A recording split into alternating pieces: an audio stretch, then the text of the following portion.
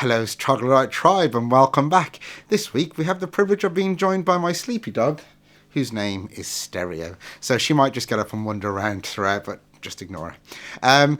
A few weeks ago, I did a video looking at how I would arrange Cocaine, the Eric Clapton version, for being one guitar in the group, where the one guitar is trying to cover the keyboards, the Hammond, the multiple guitars throughout, into a single piece. A few people have commented on Facebook asking, is it possible to, instead of just play through that, because they don't really like the tab, is it possible to look at each part individually and break it down? So that's what this video is. I'm going to break down each section of it. I will put the tab on the screen still for those who like the tab, so you can see a little bit more about what I'm doing and how I'm trying to fill out that sound of the multiple instruments.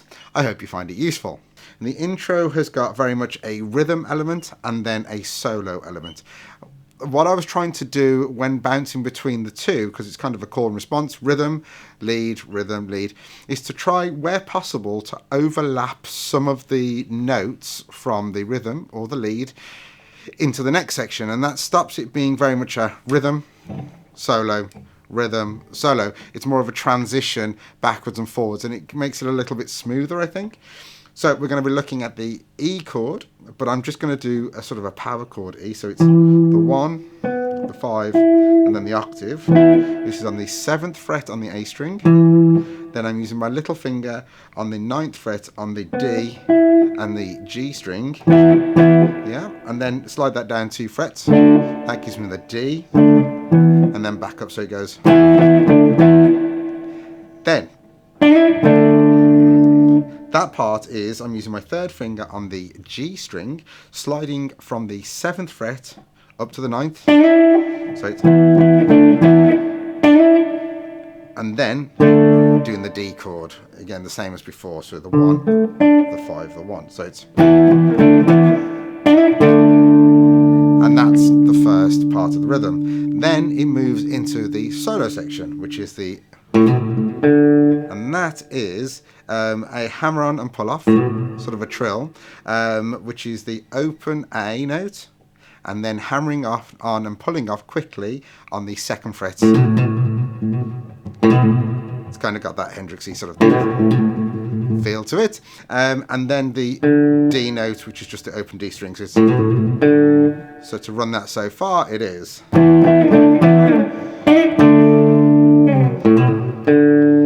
Okay, then into the second time. This time,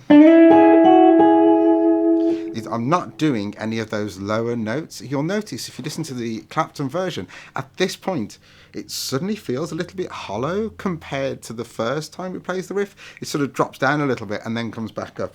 So I tried to replicate that, leaving lots of room for the bass player to be doing the lower notes. I'm not mushing around there with them at all. What I'm doing there is, on the G string again, so on the G string from the 7th up to the 9th, and then with my little finger on the 9th fret on the B string, but I'm plucking, so I'm doing plectrum with the G string, and then I'm using my 3rd finger or whatever. You could use a plectrum, but I just find it easier to use my finger to pull that off. It gives it a slightly softer sound as well. And then I'm leaving that G string note, which is an E note, ringing as long as possible. And then I'm plucking on the B string back to the 7th fret, and then back up to the 9th fret. So you're getting all the way through. You can hear that note ring through. Yeah? And then the same as before, I'm sliding with on the G string from the 7th to the 9th, and then back down again. I'm sliding down. I'm not doing the full chord still. I'm just leaving that single note. So, yeah. Now, this is the bit again where I'm talking about that smooth transition. While I start the first note of the solo bit, which is coming straight afterwards, while still holding that D note there. So it's, and the solo bit is, which is your D string, and then A string, open, then hammer on onto the second fret, and then back to the D string, and then open A string, then third fret on the low E, which is a G note, with a slight bend, and then an open E note. But you'll see that that first note and that D, I'm still ringing that D to give us that smooth transition. So it sounds like this. And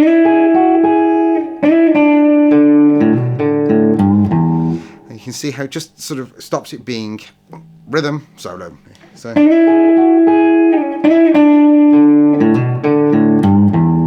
there we go. So that's part 2. And now for the third part. Okay, so the third part is the power chords again, which is the E to the D.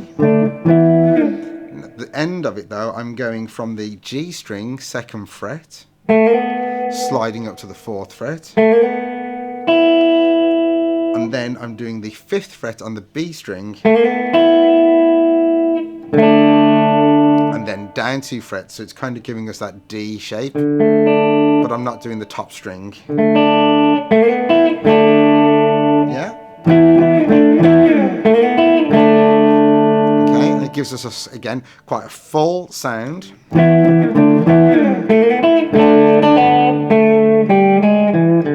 Now the solo part that we're switching over to this time is a 3rd fret on the B string, pull off to the open, then the 2nd fret on the G string, and then open G, 1st fret, and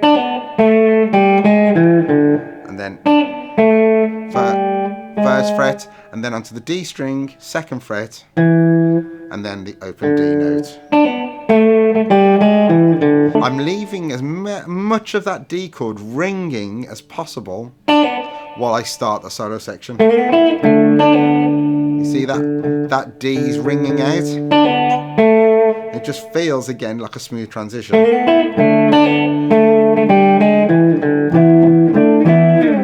And then to the 4th time round. The 4th time round, again it's the power chords. And then it ends with the same section as this, like we did before, the slide from the on the G string from the 2 to the 4, then the 5th fret on the B string, then down to what looks like the D shape, and then I'm doing an A, open A string, hammer on the 2nd fret, open A, G note, which is a low E string, slight bend on the 3rd fret, and then the open E string. But again, you can hear that I'm leaving as much of that last chord, that D, ringing as much as possible. You can hear it does. So 4th time round. And again, you can hear that sort of smooth transition. And there we are. That's the intro. Okay, so let's look at the first part of the first verse. You'll notice that I'm not doing the full chords here. What I'm actually doing is I'm pulling out from the E chord, the 5th, which is the D string 9th fret, and then I'm bringing out that major 3rd, which is the 9th fret B string. So I'm not actually playing an E note at all. And if you listen to the keyboards, you can hear that the keyboards are bringing out that sort of higher note, which is that 3rd at the top. So that's what I'm trying to replicate there. And again, I'm just leaving lots of room for the bass player to be doing the root notes and highlighting what chord it is in the first place. And we're just sort of playing around them, just sort of painting around the core, which is very much the bass and the drums. So I'm moving that down 2 frets sort of to highlight the D chord. Yeah? And now I bring in, and that is from the D string on the 7th fret, slide up to the 9th, and then I'm bringing in to the 9th fret, and then I'm playing the 9th fret, the D and the G string, and now I'm bringing in the E note, the root note, and then down to the 7th fret to highlight the D. So it's, and then at the end of it, just before we go into the second time round, I am doing sort of a bit of a power chord thing, but just like a couple of stabby bits. And again, that's just sort of, there's lots going on, and I'm just trying to highlight. I think that's the Hammond, I think, from memory, but I might be wrong.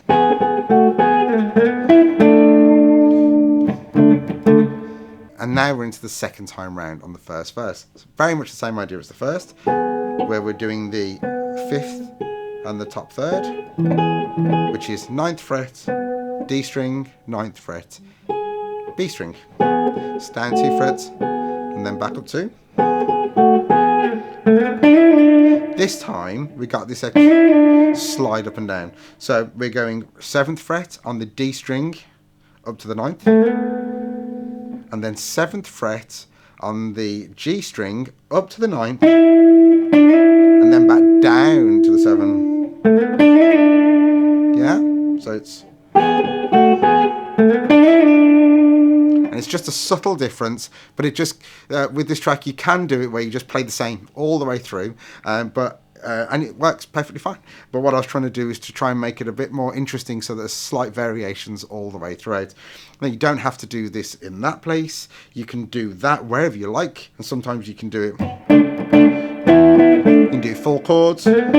It's up to you, but it was just about having options to mix it up, so that each verse sounds slightly different, and each time you do the rhythm it just sounds ever so slightly different. And then at the end, just before we kick back into the third time we play the riff, I do a cheeky, which is 7th fret on the D string and on the G string.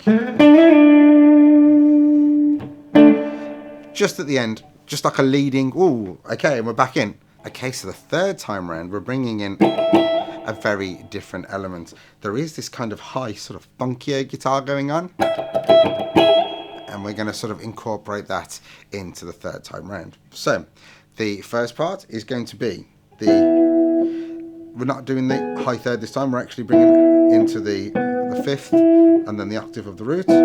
So it's the 9th fret on the D and the G, and then down to, so sliding from the 7 to the 9 on the D string, and then both D and G string on the 9th fret, and then the two D and the G string on the 7th fret.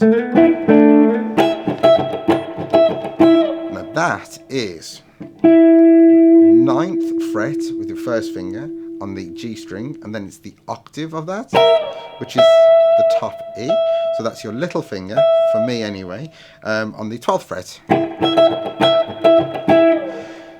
The trick I was trying to find on this was to not make that 10 times louder than the rhythm. Okay, so it's, because that's kind of like it's very easy to just dig into the funk there. Actually, it's just, she's off. I kind of generally, I think, move my plectrum forward, so it's not that kind of sharp. It's just more of a subtle amount of rhythm that's sort of kicking in without it just being overpowering.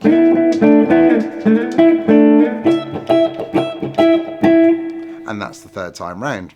And now for the fourth time round. And this time we don't have any sort of interesting ending. It goes straight into the chorus straight after this. So this is the 9th fret, D and the G string. Again, you can notice I'm leaving loads of room for the bass player by not doing that low E. Right. Down to the D shape. And then, which is a slide on the D string from the 7 to the 9. D and the G string on the 9, and then onto the 7th fret of the D and the string. And that's kind of the end of the verse. And now we go into the chorus. Now the chorus is a series of pushes apart from the last chord, which is on the beat. So you'll hear that, it goes, she's alright, she's alright. Okay, so we'll just go through that. So that's basically it's an E, D, C, B. But the B is on the beat, whereas the E, D, and the C are before the beat. So she's all right. Okay, so now for the end of the chorus section. This is, again, the E to the D chord and back to the E. Again, I'm going slightly fuller with it. I don't, sometimes not play that root note, but I'm playing a much fuller chord, so across the 9th fret. Yeah, I probably would do that lower root note. Okay, and now we've done this before, so that's from the D string, slide from the 7 to the 9. And then on the G string, slide from the 7 to the 9, but back down to the 7. And then this time I'm plucking both the D and the G string on the 7. So, okay, it gives you that sort of sound. Now, at the end of this, I do this. Now, if you listen very carefully on the one side, from what I remember, I haven't listened to it for a few weeks, there is kind of this little trinkle guitar, and this is kind of... Now, what I've done there is that's just like a regular D shape, open D, but I'm plucking the G string, the B string, then the E string,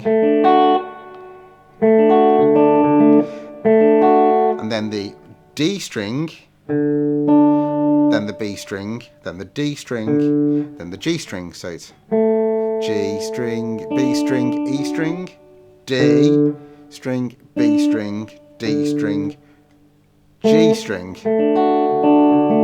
Yeah, I'll do it slowly. Okay, so that sounds like.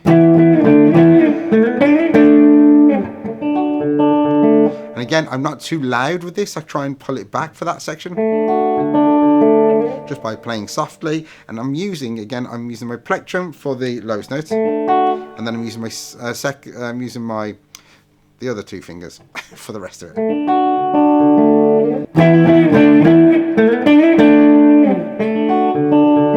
Okay, so now for the next section. So this is, again, a little bit different. This is a bit of a stretch, but I quite like the sound of it, so I think it's kind of worth sort of getting into that shape. Little finger on the E note, which is the 7th fret on the A string. Then your next finger along on the 6th fret on the D string. So that's giving you that nice major third feel. And now you're going to that B note, which is the 4th fret on the G string with your first finger. And this is leaving this finger free, because the next thing you're going to do is take off your third finger on the D string, and it's going to make that a minor third. Yeah, by playing the 5th fret on the D string. And it's just ever so gentle. Okay, so what I'm doing there is I'm plucking the A and the D string, and then I'm plucking the D and the G string. And then I'm changing my finger, so I'm now playing on the D string, I'm playing the 5th fret. And I'm playing just the D and the G string. Yeah? And then I'm switching back to on the D string to be on the 6th fret. And then I'm playing all 3 strings. Okay, but if you don't play all 3 strings, it doesn't really matter if you can play any 2 of those. That works just as well. And that works just as well, it's up to you. So now it's kind of into, and this is the open A string, hammer onto the 2, then move on to the open D string, hammer on 2, and now I play a D chord, but I don't play the top note. Again, not too powerful, not too loud, because you don't want it to stand out. just sort of nicely filling the sound with what all the other instruments are trying to do. So let's just go through that chorus section again. So it's she's on.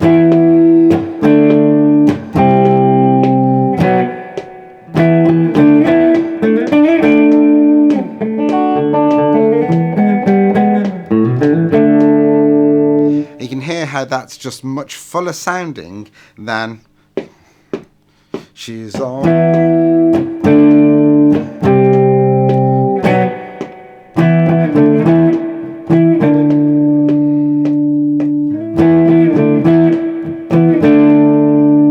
Which is perfectly fine, but I just wanted to do something that was a bit more, and these bits are sort of hidden in the track. I think that's a guitar from memory, but I think this is kind of a keyboard doing this part. And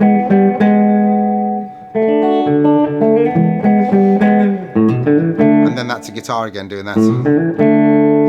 So that's the basic elements. You've got the intro, you've got the verse, which is multiple different ways of doing it, and you can see it changes all the way throughout the track, but that's completely up to you how and where you want to do the little bits. Do you want to do more of that? What do you want to do? What do you want to do? It's completely up to you, but it's nice to just mix it up. And then there's the basic chorus section.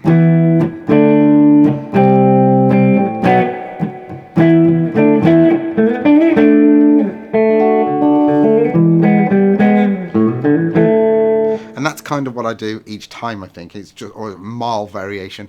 But there's the basis of the track. Okay, so lick 1 of the solo is based around the 7th fret on the G string, the 9th fret on the G string, and the 8th fret on the B string. So it's 7, 9.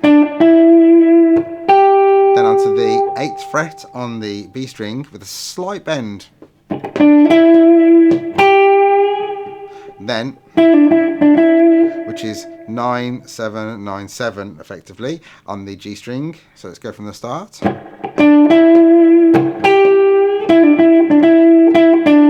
All I'm doing is moving back and forth between the 7 and the 9 on that G string. So just have a listen to that rhythm again.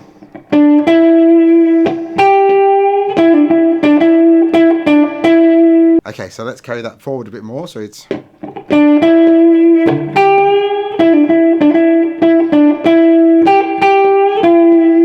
okay, and now you can see we're reaching back into that G note on the B string. Again with ever so slight bend on it.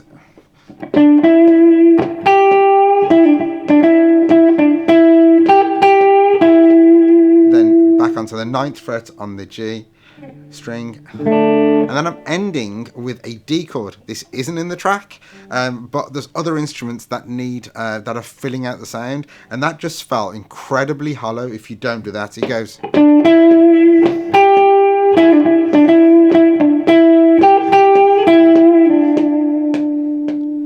It just felt like it dropped too much, so that's why I'm putting that D chord in at the end. But the trick again is to not make that D chord too loud.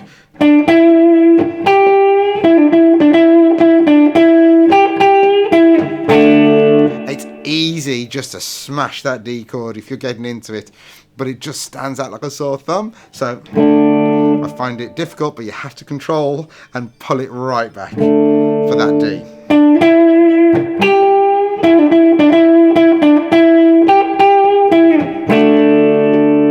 Okay, so this is lick 2, which is a bend on the B string from the 10th fret, whilst also holding the top E string on the 7th fret. Now this time, you're slowly releasing the bend so it sounds out of tune, till eventually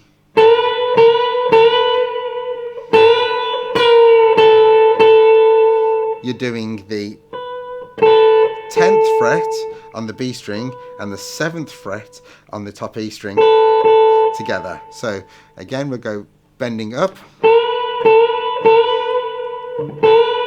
And then now we're bending down with an out of tune bend halfway through. And then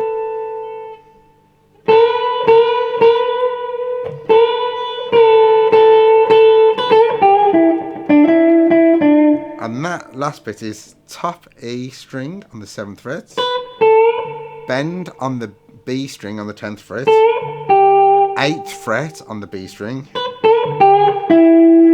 then we're back to the 9th fret on the G string, sorry,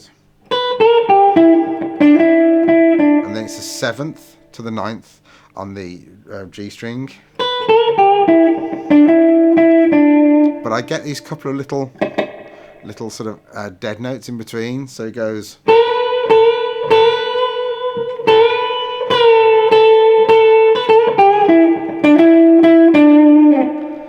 lick 3 is, I like this lick, this is a fun one. So we start on the 14th fret on the G string with a straight note, and then 14th fret on the G string with a bent note. Then with your first finger you're covering the 12th fret on the B string, then the top E, then you're doing the 15th fret on the B string, then the 12th fret on the B string. Now 15th fret on the G string, 14th fret on the G string. Okay, so now so far we have 14th fret G string straight, then bent, 12th fret B, 12th fret E string, 15th fret on the B string, 12th fret on the B string, 15th fret on the G string, 14th fret on the G string, 12th fret on the G string, 14th fret on the D string. Now jump to the 14th fret on the G string for a bend. Okay? And that's a slightly longer note.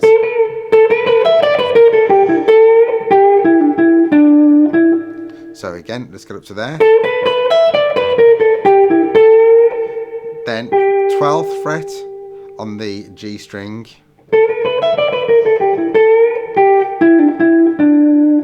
And that last part is the D string on the 14th to the 12th. And then back again. 12th fret on the D string. 14th fret on the D string. So it goes.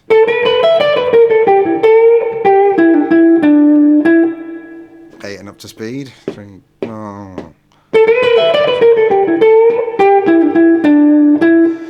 So it's worth practicing that one much slower.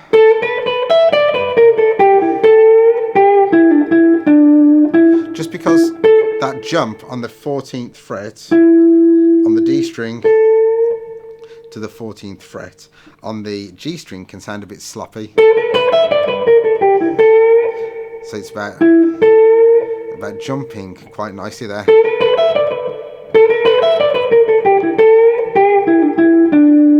So love that lick, it's nice, I'll steal that, and that's going to end up in loads of things that I do from now on. It's a total boomer lick. Okay, so the next lick is, now I really like this lick, it's a very boomery one again. So it's little finger on the 15th fret on the B string, third finger on the 14th fret on the G string. So you're bending up with your 14th fret, but you're keeping the 15th fret on the B string straight, and then you're bending back down again, so it's the, yeah, that could sound, and it doesn't matter if you let the notes bleed too much across, because it's quite nice. And if you catch that note again on the B string, the 15th fret, again on the way down, hey, it doesn't matter, it just sounds kind of era correct. You know, it's a nice sound.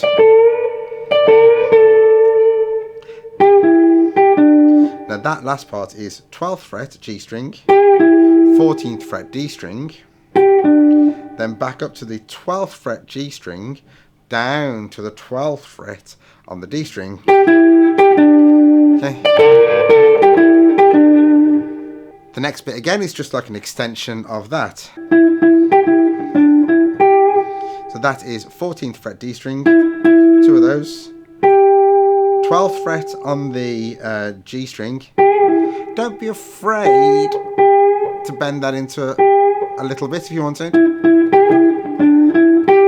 So it's 12th on the G string, back to the 14 on the D string, 12th fret on the D string, back up to the 14, and then to the 12th on the G string. And again, don't be afraid to just sort of pull that into an in-between minor major. I quite like it like that.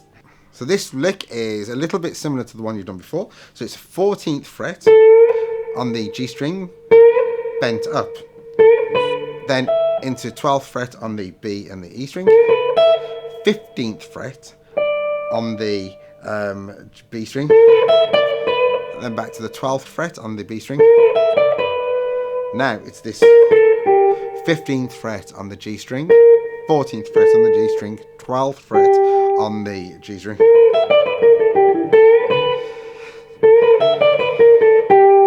Down to the 14th fret on the D string.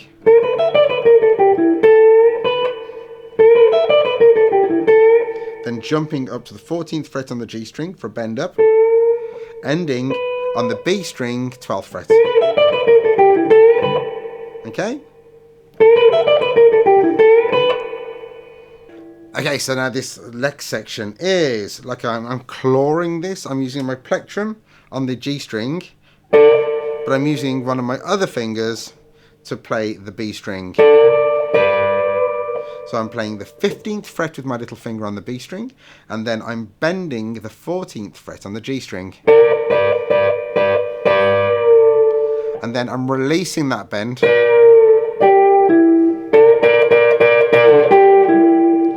And that goes.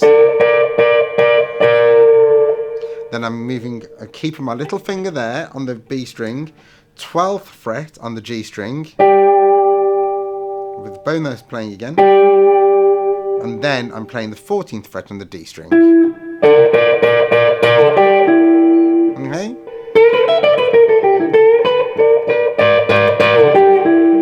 And I quite like getting that sort of, that train sound, because I'm getting louder as I'm playing through that section. But again, that's just something that just takes your fancy as you're playing. Okay, so the next section is top E on the 12th fret, 15th fret on the B string. Now, bend on the 14th fret on the G string, whilst also holding the 15th fret on the B string. And then release that bend, so you're down to just a straight 14th on the G string, whilst also holding the 15th fret on the B string. Now it's keep the 15th fret where it is on the B string, and do the 12th fret on the G string. Yeah. And now we're moving over to 14th fret on the D string, whilst also playing the 12th fret on the G string. Yeah. And now I'm doing 12th fret on the G and the B string, and then just a single note on the 14th fret on the D.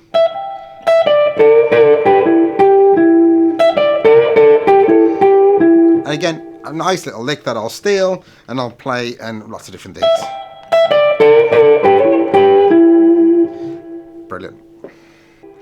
And now, sort of as an extension of that, you've got the next lick, which is 14th fret on the D string, and then it's 12th fret on the D and the G string, and then you sort of put the 14th fret back on the D string, but also play the 12th fret on the G. Yeah? And that then is the 12th fret on the G and the B string, with with the 14th fret on the D, and then back to the 12th fret, ending on the 14th. Now what I'm doing there is I'm bending them out of tune again on that 12th fret. I'm just falling in between the major and the minor.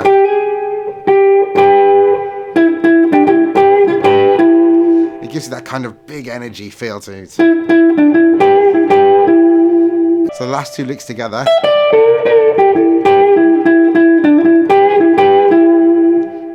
Or something like that. Okay, now it's the last lick of the first half of the solo.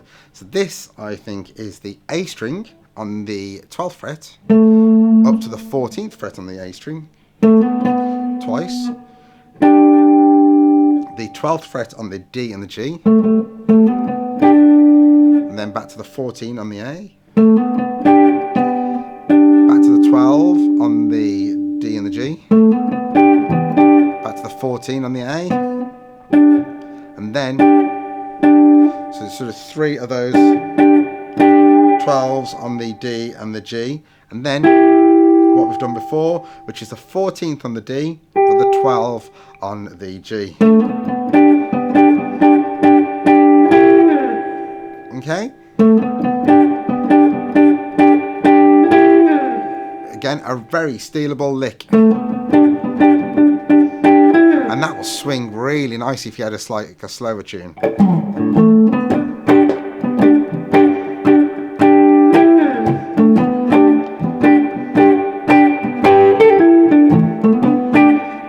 Totally stealing that. And now we get to an area where there are two solos happening at the same time. So I've had to use a huge amount of license to throw this section together because there are two sort of Tony Iommi style intermingling solos going on. So this is just my version of what I heard as some of the important notes. But it could be absolutely anything, or you just want to completely let rip and do your own thing. But this is just sort of my interpretation of what I'm hearing as the lead notes. So it starts with, which is a bend on the 14. And as before, we're putting the little finger on the 15 on the B string, twice, bringing it down, then 12th fret on the G string, 14th fret on the D string,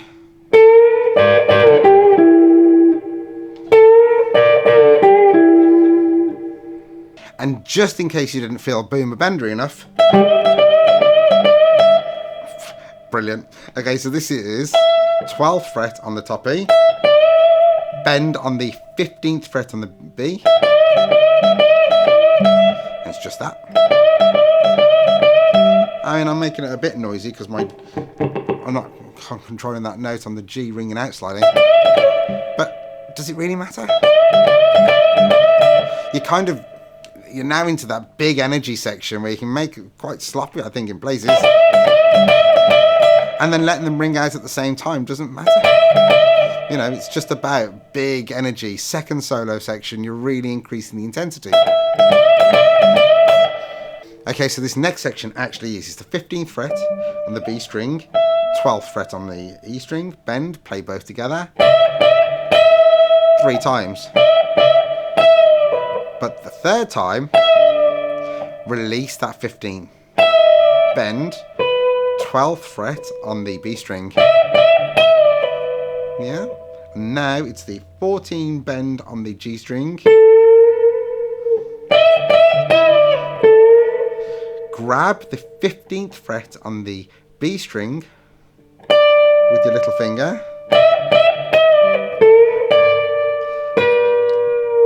Then play the 14th fret again, which is still bent on the G string, and release it down. So it goes, yeah, kind of a very country sort of sounding thing. And then 12th fret on the G string, so it's...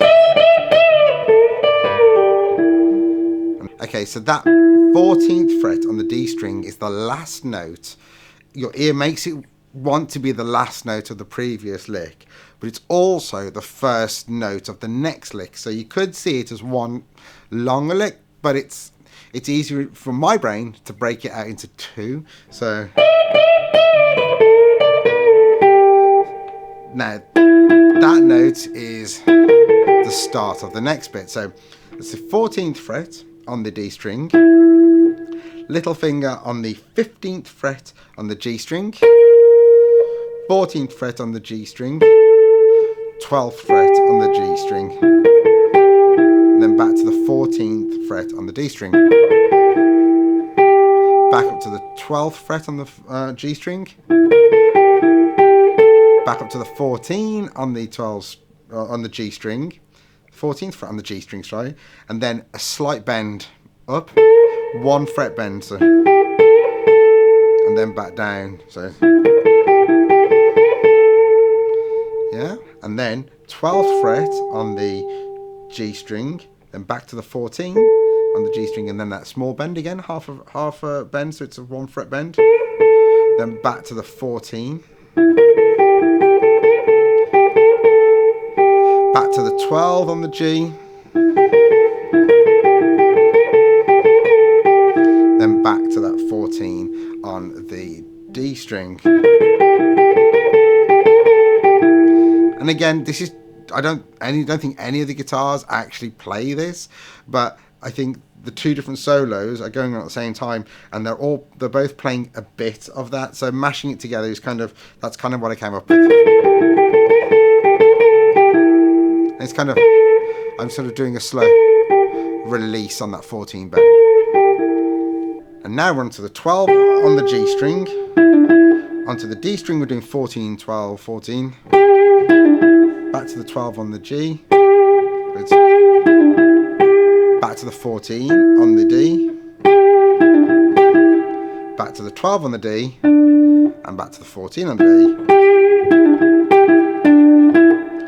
Okay, so this one has a sort of a slightly stranger feel. So this is the next lick, which is on the D string, 12 up to the 14. I'm using a hammer on. Then to the G string, a bend on the 14. Release that bend, but it's a half a bend. Down to the 12 on the G string. Back to the 14 on the D string. Back to the 12 on the G string. Then back to the 12 on the D string, hammering onto the 14. So so far we got, yeah, let's run that again. Now this is the bend, next bend is on the 12th fret, and it's half a bend, so it's kind of bending into that major third, but it doesn't quite make it. And then back to just the 12th fret on the G string. So,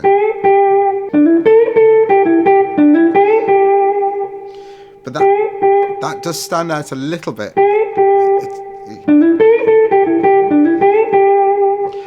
Again, you don't have to do that. You can do whatever you want, because there's just so much going on at this point. But that's kind of what I've heard as coming through the track. So the penultimate lick, again, just as a bit of a mashup what's going on, is two bends on the 14th fret on the G string, then the 12th fret on the B string, 12th fret on the top E string, 15th fret on the B string, but it doesn't go back to the 12th fret on the B string, it goes back into a bend on the 14 on the G.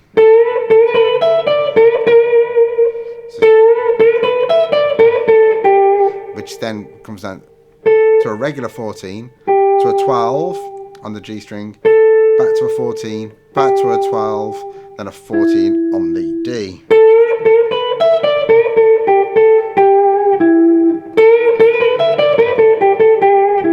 Yeah?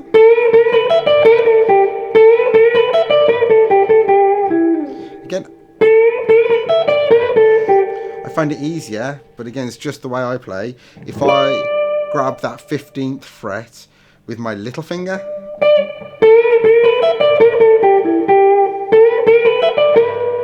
just because I'm ready with my third finger to do that bend on the 14 on the G string straight afterwards. If I do it the other way, which again I used to play, or I still do sometimes, where I focus more on my three fingers and leave my little sort of pinky out on the cold, and then bending that 14 with my second finger, which I find a little bit weaker, and I have to pull my first finger in to support it. But again, it works, but I've just become lazier, I think. There you go. I've become lazier by using my little finger more. There you go. And then the finale lick. So, on the A string, we're actually going to move out of position. We're going to move down 2 frets to the 10th fret, then to the 12th fret on the A string, up to the 14th fret on the A string, then the 12th fret on the D string, 14th fret on the D string, and then leaving that there on the 14th fret on the D string, 12th fret on the G string, with a nice cheeky slide out. And there you go, and that's the main solo. Now there is obviously little bits all over the place, which is slightly different here and there, and I've tried to tab it up as best I can. I've noticed on a couple of the bits of tab I've not got it quite right, but it kind of gives you the idea, and there's a bit of a solo at the end, but it's just noodling, so I don't think it's worth going into that right now. I think the main solo is there, particularly the first part of the solo is the obvious, clear, this is what he's doing, and then the second time round in the solo it's just a bit more of a free-for-all, and then it's just having those variations of what to do in the verses to make it sound more interesting and sort of different throughout. Or you can mess around with it, adding the funking in, but then on the choruses, having that slight variation of the